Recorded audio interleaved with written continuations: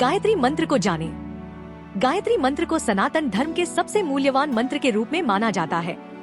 भगवत गीता के 10वें अध्याय के 35वें श्लोक में भगवान श्री कृष्ण ने खुद को वेदों के छंदों में गायत्री बताया है, जो अपने आप में गायत्री की महिमा को परिभाषित करता है। कहा जाता है कि गायत्री की साधना से केवल आध्यात्मिक विकास नहीं होता, बल्कि बौद्धिक क्षमता और स्मरण शक्ति भी बढ़ती है।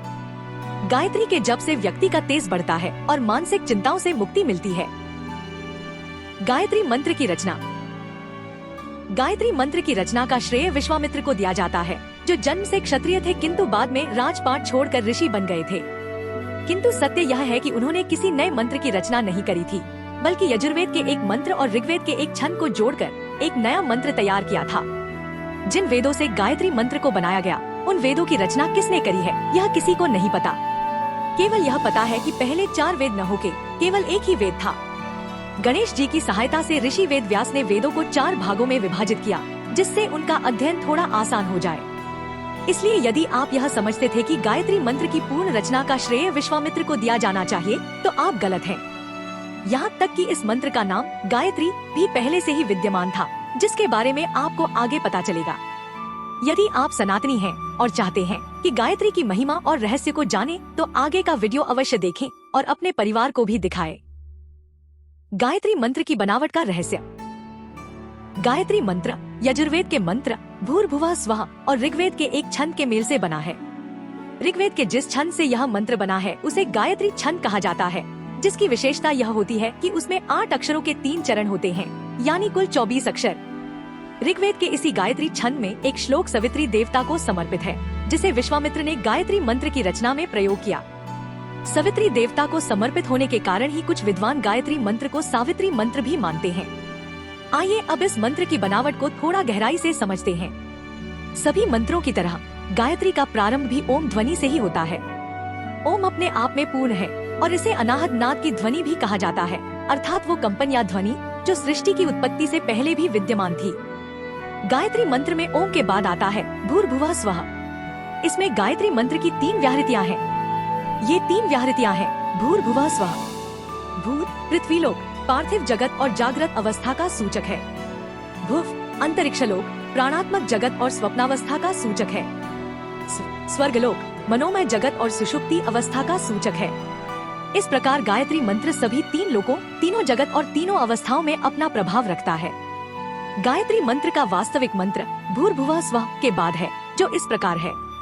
इसमें 8 अक्षरों के 3 चरण हैं, कुल 24 अक्षर। गायत्री में 3 का महत्व। आ, उ और म इन तीनों मात्राओं से ओम का स्वरूप बना है। आ अग्नि, उ वायु और म आदित्य का प्रतीक है। इसके बाद गायत्री मंत्र की 3 व्याहृतियों और उसके बाद 8 अक्षरों के 3 पदों के कारण गायत्री मंत्र को त्रिपुरा गायत्री भी कहा जाता है। गायत्री से संबंधित भ्रांतियाँ। कुछ विद्वानों के अनुसार जिस मंत्र को हम गायत्री मंत्र बोलते हैं, वह असल में सावित्री मंत्र है, जिसे सवित्री देव यानी सूर्य की उपासना के लिए प्रयोग किया जाता है। जैसा कि आप देख भी सकते हैं, तत्सवितुर्वरेण्यं शब्द में सवित्री देवता की बात हो रही है। उनके अनुसार यह सावित्री मंत्र ऋग्वेद के गायत्री छंद से लिया गया है, इसलिए यह भ्रांति फैली हुई है कि यह गायत्री मंत्र है। कुछ लोग 7 व्याहृतियों वाले गायत्री मंत्र को असली गायत्री मानते हैं, किंतु यह सारी बात केवल एक भ्रांति है। 7 व्याहृतियों वाला गायत्री मंत्र भी गायत्री ही है, किंतु वह केवल प्राणायाम के लिए उपयोग किया जाता है। अखिल विश्व गायत्री परिवार, जिसकी स्थापना पंडित श्रीराम शर्मा आचार्य द्वारा सन 1950 में करी गई, उनके अनुसार 3 व्याहृतियों वाला गायत्री ही असली गायत्री है। इसलिए इस भ्रांति में पड़ने से बचे और गायत्री मंत्र को ही गायत्री माने। सावित्री भी गायत्री का ही दूसरा नाम है। जो लोग असली गायत्री मंत्र को रहस्य समझते हैं, वे केवल अपने आप को धोखा दे रहे हैं। गायत्री मंत्र का अर्थ। गायत्री मंत्र में उपयोग होने वाले संस्कृत शब्दों का अर्थ यहाँ दिया गया है, किंतु अलग अलग विद्वानों के अनुसार कई बार संस्कृत शब्दों के अलग अलग अर्थ बताए जाते हैं। उन्हीं शब्दों की अलग अलग व्याख्याएं करी जाती हैं। गायत्री मंत्र का सबसे अधिक उपयोग किया जाने वाला अर्थ इस प्रकार है। उस प्राण स्वरूप, दोहकनाशक, सुख स्वरूप, श्रेष्ठ, तेजस्वी, पापनाशक, देव स्वरूप परमात्मा को हम अंतःकरण में धारण करें। वह परमात्मा हमारी बुद्धि को सन्मार्ग में प्रेरित करे। गायत्री मंत्र का उपयोग केवल उसके अर्थ तक सीमित नहीं है, अपितु यह आध्यात्मिक उन्नति के लिए उपयोग किया जाने वाला सर्वोत्तम मंत्र है। माना जाता है कि इस मंत्र की ध्वनि तरंगों में ही कुछ ऐसी शक्ति है जो अदृश्य रूप से ही आपके आध्यात्मिक, बौद्धिक व मानसिक स्तर का विकास करती है। गायत्री शक्ति क्या है? यदि हम आध्यात्मिक स्तर पर देखें तो गायत्री समस्त जगत का बीज है। सनातन शास्त्रों के अनुसार निर्गुण ब्रह्मा से सगुण ब्रह्मा का उद्भव हुआ था। निर्गुण ब्रह्मा यानी शून्य निराकार ईश्वर ने गायत्री मंत्र का जाप किया और सगुण ब्रह्मा यानी ब्रह्मा, विष्णु और शिव का निर्माण किया। इस प्रकार गायत्री को सृष्टि की प्रेरक शक्ति माना जाता है। वेदों में गायत्री का वर्णन कुछ इस प्रकार है। ऋग्वेद में गायत्री को विश्व की माँ, सभी देवताओं की जननी, ज्ञान, शक्ति और प्रेरणा का स्रोत बताया गया है। यजुर्वेद में गायत्री को त्रिदेवों ब्रह्मा, विष्णु और शिव का प्रतीक बताया गया है।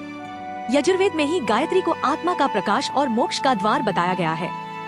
सामवेद में गायत्री को सृष्टि की शक्ति और वेदों का सार और अमरता का मार्ग बताया गया है। अथर्ववेद में गायत्री को सभी मंत्रों की जननी, रोगों और बाधाओं से मुक्ति का साधन और सभी मनोकामनाओं को पूरा करने वाला बताया गया है। गायत्री जप कैसे किया जाए? यदि वैदिक दृष्टि से देखा जाए तो गायत्री जप से पहले पूर्ण शुद्धि आवश्यक होती है, जिसमें पवित्रीकरण, आचमन, शिखा स्पर्श, वंदन, प्राणायाम, न्यास, देव पूजन और गुरु पूजन के उपरांत गायत्री जप शुरू होता है। किंतु आप यदि यह सब नहीं कर सकते तो सामान्य तरीके से भी गायत्री का जप कर सकते हैं, किंतु कुछ सामान्य बातों का ध्यान रखें। जप करने से पहले यह विचार करें कि हर श्वास के साथ हमारे दुर्गुण, दुष्प्रवृत्तियाँ और बुरे विचार बाहर निकलें और सद्गुण, सत्प्रवृत्तियाँ और अच्छे विचार हमारे भीतर प्रवेश करें। जप का समय सूर्योदय से 2 घंटे पूर्व से सूर्यास्त के 1 घंटे बाद तक होना चाहिए, किंतु मौनमानसिक जप आप किसी भी समय कर सकते हैं। जप के लिए माला तुलसी या चंदन की ही लेनी चाहिए।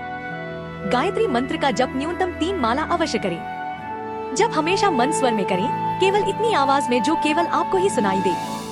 जप इतना मंद होना चाहिए जो पास बैठे व्यक्ति को भी न सुने। माला जपते समय तर्जनी उंगली यानी इंडेक्स फिंगर का उपयोग न करें तथा सुमेरु का उल्लंघन न करें। गायत्री मंत्र का सही उच्चारण अत्यंत महत्वपूर्ण है। सत्य यह है कि अधिकतर लोग इसका गलत उच्चारण करते हैं। शुद्ध वैदिक उच्चारण इस वीडियो के अंत में दिया गया है। गायत्री मंत्र के वैदिक ढंग से उच्चारण में यो न के बाद फ जैसी ध्वनि आती है, जिसे आप इस मंत्रोच्चारण में सुन सकते हैं। सही उच्चारण जानने के लिए डिस्क्रिप्शन में दिए गए वीडियो को सुने व देखें। आशा है कि इस जानकारी से आपका गायत्री मंत्र के बारे में ज्ञान बढ़ा होगा। आप सभी के भीतर बैठे हुए परमात्मा को मेरा सादर नमन और अंत तक इस वीडियो को देखने के लिए धन्यवाद। ओम भूर्भुवस्वः तत्सवितुर्वरेण्यं भर्गो देवस्य धीमहि धियो यो नः प्रचोदयात्। ओम भूर्भुवस्वः तत्सवितुर्वरेण्यं भर्गो देवस्य धीमहि धियो यो नः प्रचोदयात्।